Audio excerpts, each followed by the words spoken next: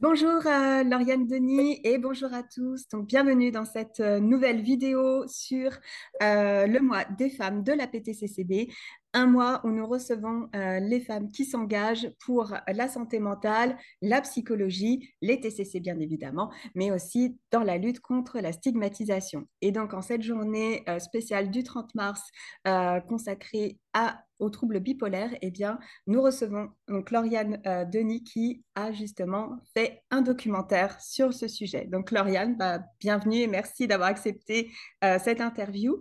Alors dis-moi, est-ce que tu pourrais te présenter et présenter ton parcours, s'il te plaît? Oui, absolument. Donc, présentement, j'ai 20 ans. Dans la vie, je suis intervenante. Donc, j'ai complété mes études en technique de travail social et je suis présentement étudiante au baccalauréat en travail Mhm, social. Puis, c'est ça. Donc, dans la vie, je travaille comme intervenante, mais j'ai vu moi aussi avec différents diagnostics de santé mentale, dont le trouble mhm, bipolaire de type 2. mhm, Donc, j'ai un gros parcours par rapport à ça, par rapport à la bipolarité. Et il y a plus d'un an, j'ai voulu créer un documentaire qui s'appelle Le projet entre deux pôles, mhm. pour justement pouvoir donner parole aux gens qui vivent avec un trouble bipolaire comme moi, mais aussi pour les proches aidants. Et j'ai également le témoignage d'une psychiatre et d'une travailleuse sociale pour appuyer tous les faits. Donc, c'est une vidéo de 1h23 qui est sortie, donc c'est vraiment un film. Et Ok. ça aborde tous les enjeux autour de la bipolarité pour démystifier ce trouble de santé mentale. Ok, parfait. Et du coup, je crois qu'il est disponible sur YouTube, c'est bien ça? D'accord, donc consultable du coup très facilement, que ce soit par les professionnels, par les proches, par les personnes concernées, par les étudiants. Ok, génial. Du coup, donc pour les Français, donc le baccalauréat, c'est l'équivalent de la licence, voilà, en France. Voilà, pour préciser. Dis-moi. Justement, alors là, toi, donc tu es étudiante, en même temps, tu as eu ce trouble qui a été diagnostiqué, je crois, assez jeune pour toi. Dis-moi, est-ce que tu as eu justement à relever certains défis, que ce soit justement en tant que personne concernée par les troubles bipolaires, ou que ce soit en tant que jeune femme ou jeune professionnelle, enfin voilà, dis-nous justement. Oui, en fait, je dirais que, surtout par rapport au trouble bipolaire, effectivement, Mhm, été diagnostiquée à l'âge de 16 ans, qu'est-ce qui est vraiment jeune, mais les premiers symptômes étaient comme plutôt à l'enfance, à mhm, partir de 13 ans. Donc, j'ai vécu différentes phases d'hypomanie et des phases dépressives majeures, ce qui a apporté un lot d'enjeux à plusieurs mhm. niveaux. D'abord par le fait que j'étais étudiante, puis je devais m'absenter vraiment souvent parce que j'ai été hospitalisée 2 fois en pédopsychiatrie Mhm, euh, pour une quand même longue période pour m'aider avec qu'est-ce que je vivais. Donc ça a été vraiment un gros défi de pouvoir mhm, rattraper toute la matière scolaire que je manquais afin de ne pas avoir d'impact sur mon cheminement scolaire. mhm, Aussi, c'est certain que suite aux diagnostics, ça ne s'arrête pas là. J'ai eu d'autres symptômes qui ont pu persister et j'ai aussi dû faire face à trouver une médication qui était adaptée à mes besoins. mhm, Donc, ça aussi, c'était un gros cheminement, trouver une bonne molécule pour moi. J'ai aussi fait plusieurs thérapies mhm. qui m'ont aidée, mais ça prend beaucoup de temps dans un horaire. Ouais. Euh, Puis, je dirais que aussi par rapport à la bipolarité, ça a été vraiment long pour moi de pouvoir débuter sur le marché du travail. Je Mhm, voyais mes amis qui avaient des emplois étudiants. Chez moi, j'étais vraiment incapable par les symptômes que je vivais. mhm, Donc, ça a été fait vraiment plus tardivement. Je crois que mon premier emploi, j'avais 18 ans. mhm, Et puis, justement, par rapport au fait d'être femme avec un trouble bipolaire, mes premières expériences d'emploi en intervention, c'était dans des milieux de vie, donc des maisons d'hébergement. Puis, justement, dans une opportunité que j'ai eue, on devait faire beaucoup de tâches ménagères, aider les gens qui étaient hébergés dans leurs activités de la vie quotidienne, mais à ce moment-là, même moi, je n'arrivais pas à le faire chez moi. mhm. Donc, puis il y a tellement, je crois, une pression aussi par rapport aux femmes de faire à manger, faire le Mm. ménage, tout Oui. ça. Donc, je pense qu'inconsciemment, ça pesait un peu, c'était lourd parce que je me croyais vraiment incompétente dans mon milieu de travail par le fait que j'arrivais pas à répondre aux exigences qu'on s'attendait de moi par rapport à les tâches ménagères, mais aussi par rapport à l'hygiène corporelle, puis aussi comment se présenter. Euh, Mhm, Au niveau de l'apparence, tu sais, dans un épisode mhm, dépressif, c'est un peu difficile. Donc, mhm, c'est aussi une pression qui était comme ajoutée, je crois, entre autres, par le fait que je suis femme, puis on est un peu socialisé mhm, par ça, de l'apparence, la pression au niveau des tâches ménagères. Donc, ça a été un gros processus de réaliser que c'était pas moi qui était incompétente, mais bien les symptômes que je vivais qui avaient un impact sur mon quotidien. mhm. C'est vrai, là-dessus, enfin, je te rejoins tout à fait sur le fait que on est. Alors, c'est moi aussi mon sentiment, comme quoi on est beaucoup plus, comment dire, attentif à comment une femme, une jeune femme d'autant plus, va se présenter. Et alors que chez un jeune homme ou un homme, et encore après un homme âgé, eh bien, le niveau d'exigence n'est pas le même, ou en tout cas, le regard est beaucoup plus indulgent. Et effectivement, on fait face à certains dictates de poids, de mesure, quoi. J'ai vraiment envie de dire, quoi. Après, je voulais revenir, effectivement, quand tu parlais des enjeux par rapport au début de la vie professionnelle. Je me permets juste, du coup, voilà, pour le public français qui nous suivrait. Donc, c'est vrai que au Québec, les jeunes ont la possibilité de commencer à travailler vraiment jeunes. Tu me corriges, hein, je pense que c'est 12 ou 13 ans que la loi autorise les premières job-in. Ah oui, je crois que c'est 13-14 ans, quelque Ouais, chose. d'accord.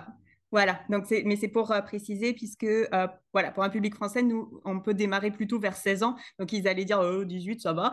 Voilà, non, c'est pour repréciser pourquoi il y avait pu y avoir cette impression de décalage chez toi. C'est parce qu'effectivement, au Québec, on peut démarrer beaucoup plus tôt. En fait, je voulais te poser une question. Est-ce que tu as justement eu besoin d'aménagement pour tes différents jobs? Et si oui, eh ben, est-ce que tu peux nous en dire quelques mots? Et est-ce que tu as eu besoin de négocier justement pour les obtenir? Ou est-ce qu'au contraire, tu as eu le sentiment qu'à partir du moment où tu pouvais dire, bah voilà, moi j'ai besoin de tel ou tel accommodement, et bah du coup, ça se faisait assez bien et assez facilement. Oui, en fait, je dirais que ça dépend des milieux dans lesquels j'ai Mhm, été. Par rapport aux accommodations, c'est surtout que les milieux en hébergement, il y a aussi les gens qui vont travailler de nuit. mhm, Puis moi, c'est vraiment impossible par rapport au fait que le manque de sommeil peut vraiment être un grand déclencheur pour moi mhm, dans les différents épisodes qui peuvent être vécus par le trouble bipolaire. Donc, c'est arrivé souvent que les employeurs ont tenté de me demander si je souhaitais faire, dans le fond, des corps de nuit. mhm, Puis, ça l'a été accepté, mais il a quand même fallu que je crois que je justifie un peu la raison de mhm, pourquoi. Puis aussi par rapport au fait que j'ai jamais eu, ben présentement je suis aux études, mais j'ai jamais eu un emploi à temps plein. mhm, J'avais besoin de travailler à temps partiel parce que sinon c'était trop. Puis j'avais aussi ouais, beaucoup de rendez-vous médicaux à mon mhm, horaire. Puis ça, je dirais que ça a été plus difficile par rapport au fait que j'ai pas toujours pu avoir disons, un grand choix, une grande mhm, variété de milieux de travail, parce que pour beaucoup, travailler à temps partiel, c'est pas possible. mhm, Donc, ça aussi, c'était une difficulté par rapport à ça. Sinon, je sais que dans un emploi que j'ai eu avant auquel je suis présentement, j'ai dû quitter l'emploi parce que je vivais vraiment des symptômes dépressifs, puis j'arrivais justement pas à faire ce que j'avais à faire. Donc, mhm, ça aussi, ça a toujours été accepté, mais je crois que ce qui est difficile, c'est de devoir être, comment dire, transparent, tu sais, de tout dire, puis d'être à l'aise, comme d'en parler ouvertement avec quelqu'un qui est un peu en position d'autorité. Donc, je dirais que c'est plus ce côté-là qui peut être plus difficile. Mais pour moi, personnellement, ça a été bien accommodé. Puis présentement, j'ai un emploi qui me convient vraiment très, très bien, puis qui n'a pas justement de tâches au niveau ménagère, que je sais que c'est un défi pour moi. Ok, bon, bah ça c'est super du coup. Et puis c'est vrai que, bah oui, la question de la révélation qu'elle soit totale ou qu'elle soit partielle, qu'elle soit auprès d'un groupe de personnes, d'une seule personne, de l'ensemble des collègues de la job. Enfin, je me dis que c'est vrai que ça doit être un sacré enjeu et puis voilà, un sacré défi aussi à porter. Dis-moi, tant qu'on reste dans le côté un peu professionnel, justement, j'aurais aimé te poser la question un petit peu, voilà, par rapport à la pérédance. Voilà, est-ce que c'est quelque chose que tu as pu considérer à un moment donné? Ou pas? Et voilà, et quelle est ton opinion un petit peu, alors, c'est peut-être un peu, voilà, c'est peut-être un peu vaste là comme ça, mais voilà, est-ce que tu pourrais en parler un petit peu, justement? Et je dirais que j'ai vraiment une très bonne opinion par rapport à la Mhm, période. Et je crois que ça peut être vraiment riche d'être accompagné par mhm, quelqu'un qui a pu vivre des enjeux similaires. Et mhm. je crois qu'on se sent mieux compris. Puis j'ai Oui. déjà voulu, oui, intervenir en tant, c'est comme dans le cadre de la Mhm, prochaine réponse. Par contre, mhm. dans ma région, en fait, c'est vraiment Oui. euh, pas accessible. Dans le sens que quand on va plus vers Montréal, on dirait que c'est de plus en plus présent, je crois, et surtout dans les réseaux plus communautaires. Mhm. Par contre, dans ma région, il n'y a pas vraiment d'organisme euh, D'accord. qui va avec la parrainance. Puis aussi, je dirais même que moi, ça m'est déjà arrivé dans le cadre d'un emploi de révéler le fait que j'avais un trouble bipolaire et l'employeur a eu peur que j'en parle dans Mhm. la période d'hébergement, comme si c'était honteux puis qu'il fallait vraiment pas le dire. Donc, c'était un peu comme un secret. Qu'est-ce qui va Mhm. vraiment contre tu sais, la vision puis l'approche de la parrainance, là? Ouais, ouais.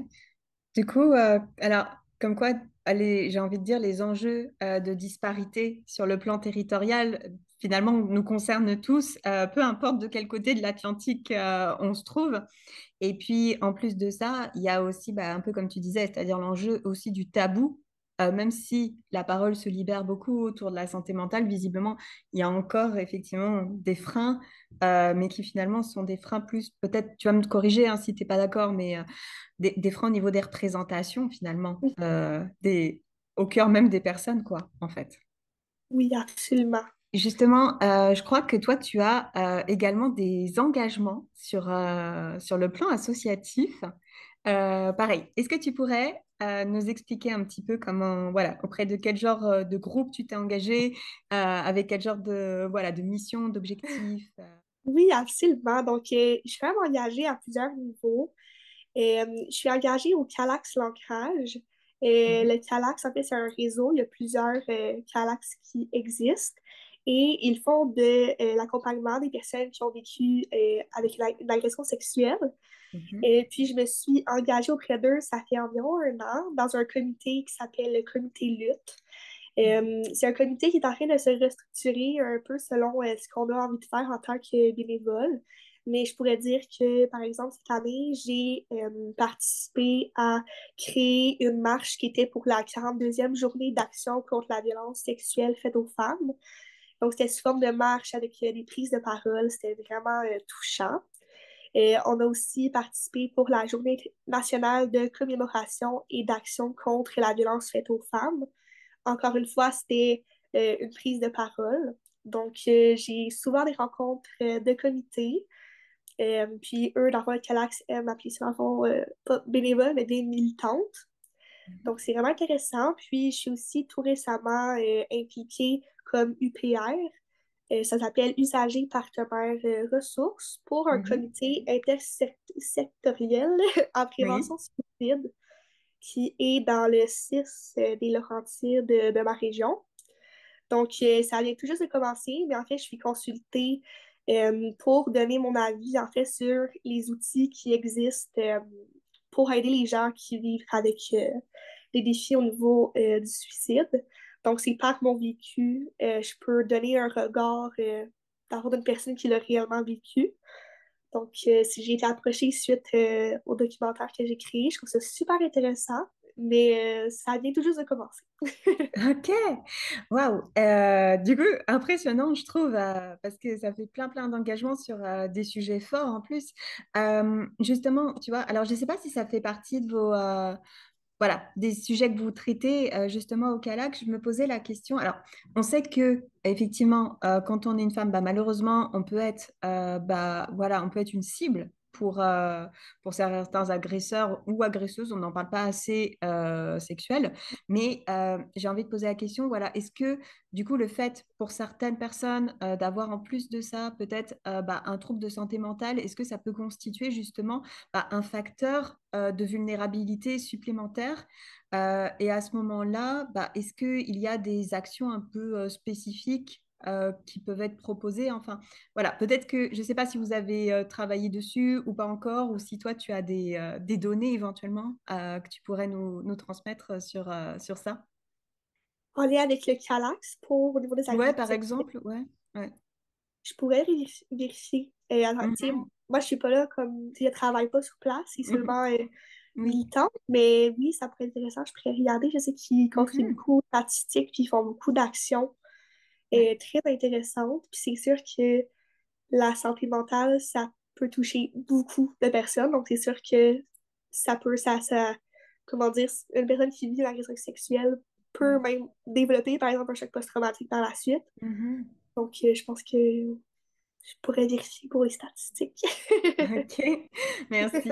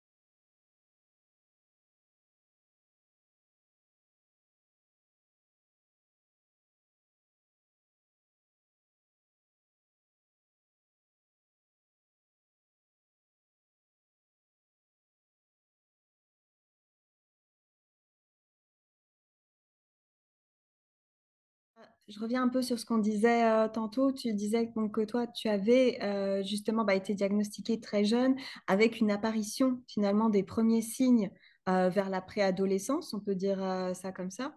Euh, je- alors, vu que on est une association qui regroupe des thérapeutes, j'aimerais te poser la question. C'est vrai que malheureusement, le trouble bipolaire est souvent diagnostiqué assez tardivement. Je crois que les données disent qu'il faut facilement 10, voire 15 ans parfois d'attente avant de recevoir le diagnostic. Alors, si pour les personnes qui nous écoutent, les membres de la PTCCB, il y en a certains justement qui se disent, ah tiens, quels seraient un peu les signes auxquels je devrais être attentif, notamment chez des jeunes.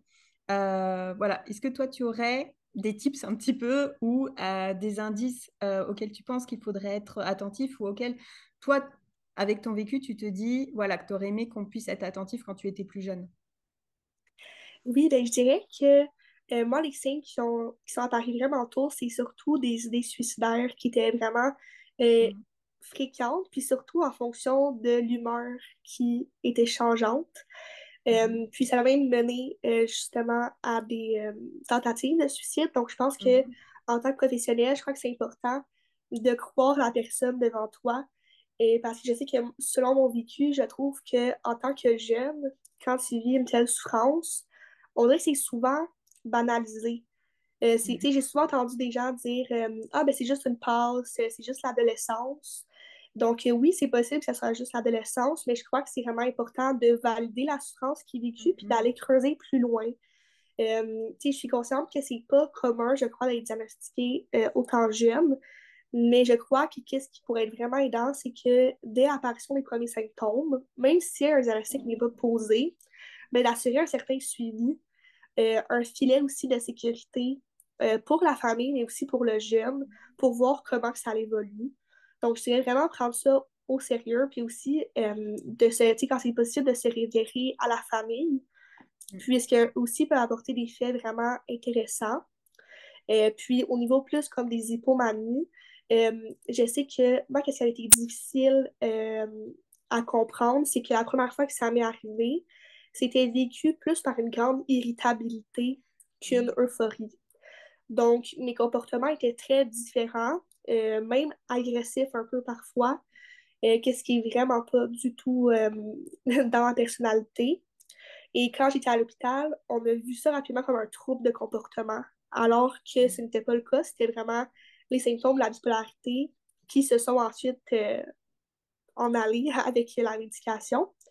Donc, je pense de voir plus loin, de pousser plus loin son analyse, de ne pas juste être centré sur ce qu'on voit. Mhm. Je pense que c'est ça que j'aurais tendance à dire. Ok.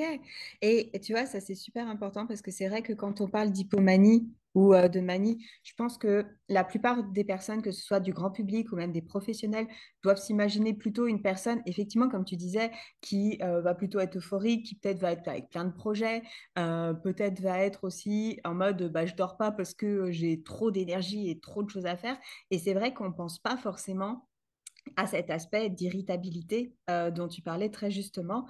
Et c'est vrai que du coup, ça peut bah, orienter ou biaiser le regard du professionnel, ce qui fait que bah, peut-être comme c'est ce que tu as vécu, va alors penser à un autre diagnostic qui du coup bah, est peut-être pas juste et qui va peut-être faire perdre, entre guillemets, bah, du temps éventuellement pour la personne et puis même après pour les soins, quoi, parce que on Mm. s'oriente du coup sur la mauvaise piste. Donc, du coup, je trouve que c'est bien justement de pouvoir parler de ça parce que c'est vrai que bah, c'est pas forcément, je pense, la première image que les gens ont en tête Mhm. et c'est important de le rappeler. Voilà, il n'y a pas forcément un profil type avec, du coup, bah, si vous remplissez les cases ou pas, et bah, vous pouvez être considéré comme ayant le trouble ou non, quoi. Donc, Oui. super, ouais. Et puis après, pareil, tu vois, là, je me dis, c'est vrai qu'on sait qu'avec les différents confinements qu'on a pu vivre partout dans le monde, ça a été quand même assez préjudiciable pour la santé mentale, notamment des adolescents, des jeunes adultes, tout ça. Et je me dis, tiens, pareil, peut-être aussi que on devrait davantage être attentif aux éventuels troubles de l'humeur qui peuvent démarrer effectivement très tôt et peut-être pas seulement s'arrêter sur, bah, comme tu disais, c'est un ado, donc c'est normal quand on est ado Mhm. d'avoir le blues, de pas être content d'être confiné. Bah, donc peut-être qu'il y a autre chose effectivement, et comme tu disais, de ne pas banaliser, quoi. Absolument. Ouais, le Ouais. prendre au sérieux. Parce que, tu sais, il y a des trucs qui peuvent être faits pour Mm. mieux fonctionner par la suite. Fait que je pense que c'est important de justement prendre au sérieux Mhm. qu'est-ce qui se passe, puis de pas le banaliser pour juste une mauvaise passe. Tout à fait. Et alors finalement, comment est né ton projet justement de documentaire? Est-ce que tu peux nous parler un petit peu de la genèse du film? Oui, bien sûr. Donc, en fait, ça fait maintenant environ 2 ans que je crée le documentaire. Au début, j'étais vraiment seule face à toutes ces idées. Puis mon but était vraiment de démystifier le trouble bipolaire et tous les enjeux autour, parce qu'on n'en parle vraiment pas beaucoup. Puis je trouve aussi que quand on reçoit un diagnostic, on ne reçoit pas toujours les informations qu'on devrait avoir sur, mais pour comprendre en fait, c'est quoi la bipolarité. Donc, j'ai voulu créer un outil qui pourrait aider les gens justement qui vivent un diagnostic, mais aussi pour les proches, parce que les proches aidants sont très importants, mais souvent oubliés. Puis quand on parle de proches aidants, c'est souvent relié à des personnes âgées, alors qu'en santé mentale, c'est tout aussi pertinent. Donc, mon but est de mettre tout ça ensemble, puis aussi de donner espoir aux gens qui vivent avec le diagnostic. Donc, j'ai fait plusieurs démarches. En fait, j'avais tout créé un document pour récolter des questions que les gens peuvent se poser sur la bipolarité, pour ensuite créer toutes les questions qui allaient être posées aux participants. C'est moi qui s'est occupée de trouver les personnes qui allaient participer. Donc, il y a 5 personnes qui ont un trouble bipolaire, 2 proches aidantes, une travailleuse sociale, puis une psychiatre. Puis à un certain moment, je trouvais que le projet n'avançait pas assez rapidement à mon goût. Donc, j'ai appelé une ressource, en fait, un organisme communautaire de ma région qui s'appelle le Carrefour Jeunesse Emploi Rivière-du-Nord, qui m'a offert de l'aide pour que je puisse avoir des contacts, tout ce qui me manquait. Donc, j'ai rencontré Isabelle grâce à eux. Sa compagnie, c'est Chroma Photo Vidéo. Donc, elle a accepté de réaliser le documentaire de façon bénévole parce qu'elle-même est touchée par la santé mentale. Donc, ça a vraiment été un grand coup de main. Puis, dès que tous les gens étaient euh, en place, en fait, ils avaient tout trouvé les participants. On a rapidement trouvé des dates de tournage. J'ai aussi trouvé plusieurs commanditaires pour que chaque participant puisse repartir avec un petit sac cadeau. C'est vraiment important pour moi, pour les remercier, parce qu'ils n'étaient pas payés, en fait, pour le faire. Donc, c'était vraiment intéressant. On a fait 4 jours de tournage. Puis par la suite, c'est Isabelle qui s'est occupée de tout le montage vidéo. Donc, ça a donné, c'est une vidéo de 1h23, un long métrage. Puis, ça aborde vraiment tout plein de choses, dont la psychiatre aborde plus le côté diagnostic.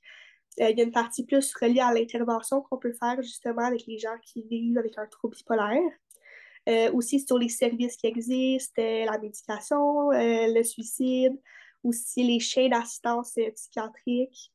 Donc, on a abordé tous ces beaux sujets-là en vidéo qui a été publié le 12 janvier 2024. Donc, c'est tout récent.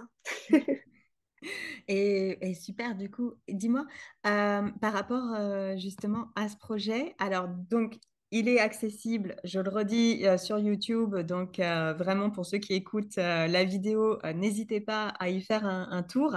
Euh, Dis-moi, justement, le fait qu'il puisse, voilà, là il est accessible à tous. Est-ce que tu as eu aussi l'occasion de le présenter dans des projections avec bah, voilà, avec du public qui était, voilà, que tu avais rencontré ou est-ce que tu sais s'il y a d'autres personnes qui organisent des projections?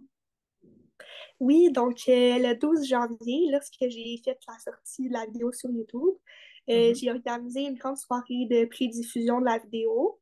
Il y avait 150 personnes qui étaient présentes.